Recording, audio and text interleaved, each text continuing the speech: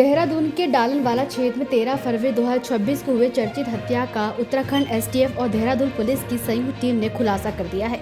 इस सनसनीखेज वारदात में शामिल 2 आरोपियों को अलग अलग राज्यों से गिरफ्तार किया गया है। मृतक की पहचान विक्रम शर्मा पुत्र अनूप लाल शर्मा निवासी अमर विहार रायपुर के रूप में हुई थी। जांच में सामने आया कि आरोपियों ने कई महीने पहले ही विक्रम शर्मा की हत्या की साजिश रच ली थी। एक आरोपी ने उस जिम में शामिल होकर उसी गतिविधियों पर नजर रखी और वारदात के दिन आरोपियों ने आपस में संपर्क कर उसकी लोकेशन की पुष्टि की। फरार होने के लिए हरिद्वार से स्कूटी और बाइक किराए पर ली गई थी। एसएसपी देहरादून परमेंद्र ढोबाल ने बताया है कि पुलिस और एसटीएफ लगातार देश के विभिन्न राज्यों में हथियारों और अन्य संभावित आरोपियों की तलाश कर रही है।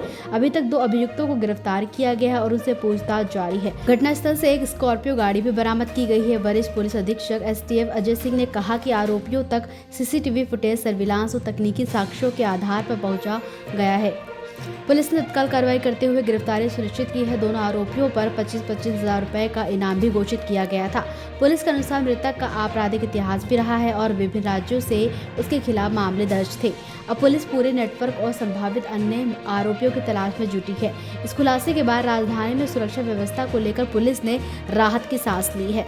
आप सभी लोग अवगत होंगे कि 13 फरवरी को एक शूट आउट हुआ था राजपुर रोड पर।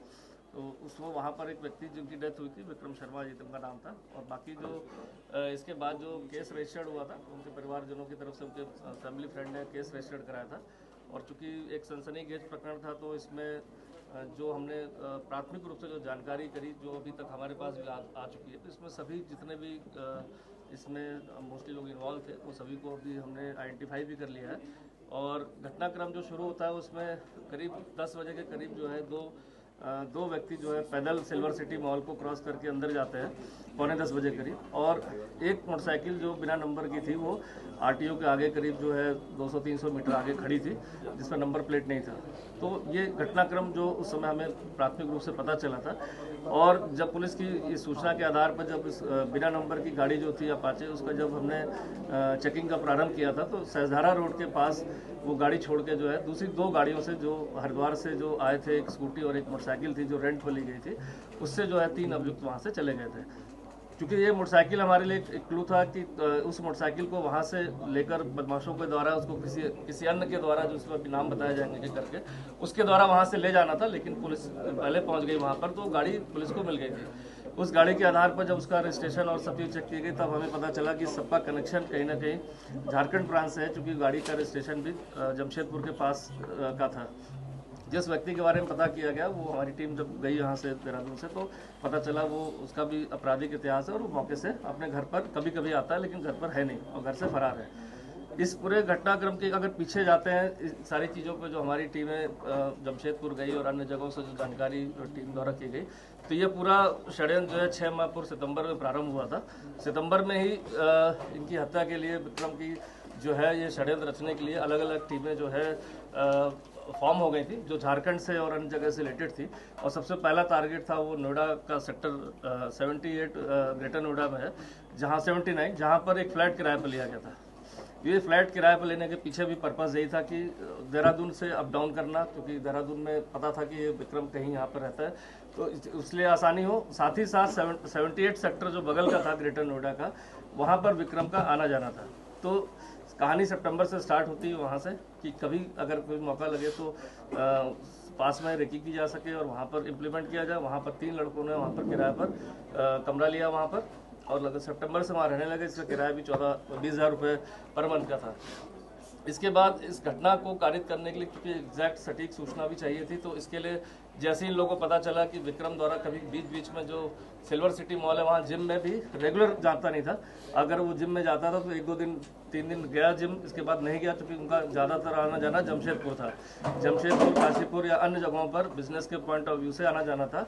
तो देहरादून में निवास का टाइम भी उतना नहीं था, और जब भी जिम जाना था तो 2 से 3 दिन रेगुलर, इसके बाद जिम नहीं जाते थे। फिर कभी नेक्स्ट टाइम आए 15 दिन बाद, 20 दिन बाद। तो एक जो इसमें दूसरा अभियुक्त है, इसमें अंकित नाम का है, जैसे इस बात की पता चली तो नवंबर में जो है उस जिम में उसने ज्वाइन कर लिया, जहाँ 14,000 रुपये 12,000 रुपये जमा किए गए वहाँ पर जिम में। और वो लड़का जो अंकित था वो भी जब रेगुलर ना जाके वहाँ पर इनकी एक्टिविटी को मॉनिटर करने लगा। तो ये बात सितंबर के बाद नवंबर के बाद जैसे ही पता चला देहरादून में निवासरत कहीं पर हैं, तो जिम के बारे में जानकारी मिली और पूरे 2 से सवा 2 महीने जो है जिम की मॉनिटरिंग की गई कि कब आना जाना है, कितने लोगों के साथ आना जाना है, क्या टाइमिंग है। जब इस चीज़ से पूरा तस्दीक होगा कि टाइमिंग आने जाने की करीब 8:30-9 के बीच है और जाने की 10 साढ़े 10 1 घंटे का है, तो इस तरह का इसको प्लान किया गया। और जो गाड़ी का इसमें प्रयोग की गई, पहले गाड़ी जो थी जो जमशेदपुर से आई, वो भी गाड़ी जो है नवंबर के महीने में लाकर यहाँ पर ले आए थे और उसको जो है रेलवे के जो अपने पार्किंग है उस पार्किंग में गाड़ी को खड़ी कर दिया गया था कि जिससे जब भी मौका लगे तो वहाँ की पार्किंग से हम उस गाड़ी को निकाल दें। और लगातार उसका पैसा जो है जमा किया जा रहा था। जैसे पार्किंग में आप 24 आवर्स जमा करते हैं या 10 दिन के लिए जमा करते हैं, तो उसका पैसा वो पैसा भी जमा किया जा रहा था। साथ ही साथ जो इसमें शूटर आया वहाँ से, वो भी जो है यहाँ पर 2-3 जगह थी जहाँ पर सब जगह आईडी लगाई गई है। उसमें विभिन्न होटलों में 2-3 दिन रुके, कभी बीच में पहले रेकी करने के बहाने, और इस तरह से लगातार सितंबर से लेकर फरवरी तक ये चलता रहा। और जो भी सूचना इनके द्वारा डेवलप हुई, सटीक सूचना थी कि आज इसको जिम में आना है वहाँ पर, उसको देखते हुए सुबह 8 बजे से प्लानिंग शुरू हुई। गाड़ी जो है रेलवे जो पार्किंग है वहाँ से निकाली गई और इसके बाद जो 2 शूटर आए थे वो वहाँ से स्कूटी करके स्कूटी और एक मोटरसाइकिल के द्वारा जो है और एक तीसरा व्यक्ति है जिसका नाम है अंकित आकाश प्रसाद। और जब ये सूचना पूरी थी तो उसके बाद वो फ्लाइट पकड़ के वहाँ से रांची से दिल्ली पहुँचता, दिल्ली के बाद हरिद्वार, और सारे लोग हरिद्वार में इकट्ठा होते हैं। वहाँ विभिन्न अपनी आईडी लगाकर, इसी की आकाश प्रसाद की, और उस आईडी के आधार पर रात को वहाँ रुकते हैं और अगले दिन जो है सुबह यहाँ पर घटना को अंजाम दिया जाता है। तो जितनी भी चीज़ें अभी तक निकल के आई उसमें जिस तरह से संगठित रूप से क्राइम को अंजाम दिया गया है, और ऐसा क्राइम जिसके लिए 6 महीने से तैयारी चल रही थी, ये भी चीज़ पता चली है कि जमशेदपुर में भी कोशिश कर सकते थे, लेकिन वहाँ पर चूंकि जो मृतक है उनके साथ करीब जो है 3 से 4 गाड़ियों पर करीब 10-12-15 लोग साथ में रहते थे, इसलिए कभी उनको ऐसा मौका नहीं लगा। नोएडा में भी इनको एक्यूरेट जानकारी नहीं थी कि कब आना जाना था, बस इतना पता चल गया था कि इस फ्लैट में ये अपने मित्र से कभी कभार मिलने आते हैं। लेकिन जैसा अभी इनके जानने वालों से मृतक के पता किया तो उन्होंने कहा कि ये पहुँचने के बाद ही बताते थे कि मैं यहाँ पहुँच गया हूँ, और कब निकल जाते थे पता नहीं चलता था। तो किसी को इतना टाइम नहीं मिल पाता था वहाँ पर कि वो उस घटना को वहाँ कारित कर पाए। लेकिन उन्होंने घर ट्रेस कर लिया था जहाँ इनका महीने 2 महीने पर आना जाना था, उसी के बगल के अपार्टमेंट में रेंट पर वहाँ भी कमरा ले लिया गया था। जब ये सारी चीज़ें यहाँ क्लियर हो गई तो सभी लोग, जितने लोग इस षड्यंत्र में, इस कॉन्स्पिरेसी में, इस एक्ट में शामिल थे, चाहे वो शूटर हो, तो सभी लोग विभिन्न जगहों से इकट्ठा होकर, और ये 12 तारीख को रात हरिद्वार पहुँचकर 13 तारीख को सुबह एकदम जो इन्फॉर्मेशन उन्होंने डेवलप करी थी उस पर घटनाक्रम को अंजाम दिया है। बाकी इसमें मैं 2-3 कैरेक्टर्स का ही नाम बता देता हूँ। इसमें जो एक अंकित नाम आया है वो मेन था, जो जिम ज्वाइन करने के बाद सारी रेकी यहाँ पर नवंबर माह से कर रहा था। इसमें जिन्होंने गोली चलाई वो आशुतोष और विशाल थे, जो वेस्ट बंगाल और उसके बॉर्डर से चले थे और सीधे 2 दिन के अंदर यहाँ पहुँचे थे गाड़ी के द्वारा, जो स्कॉर्पियो गाड़ी थी जो बरामद की गई है। साथ ही साथ नोएडा में जो फ्लैट लिया गया था वो भी अंकित द्वारा ही लिया गया था शुरू में वहाँ पर।